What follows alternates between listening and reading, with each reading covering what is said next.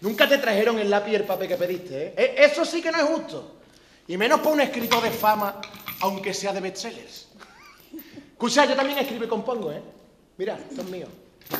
Érase una vez un hombre que partió rumbo a lejanas tierras, dejando agua, calor, vino y comida por polvo, dolor, pobreza y lejanía. Un hombre vulgar, maduro apenas. Sí, a duras penas. Todavía no tiene final que no se lo he encontrado. Venga, te toca. Si miráis mi voz en la pasión, veréis... No, si miráis mi voz en la tristeza, veréis belleza y mareas poderosas que sueñan con la luna.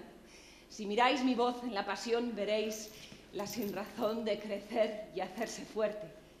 Jamás vuestra tristeza lunar podrá con mi amado sol hecho de muerte. ¿Eso es tuyo? Ismael Sousa, poeta preso muchos años.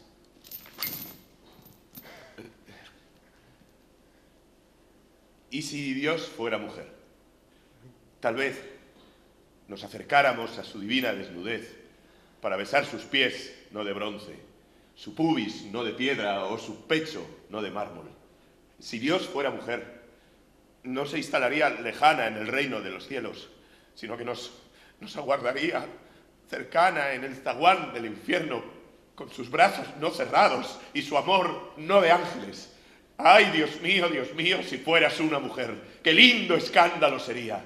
¡Qué venturosa, prodigiosa, espléndida e imposible blasfemia!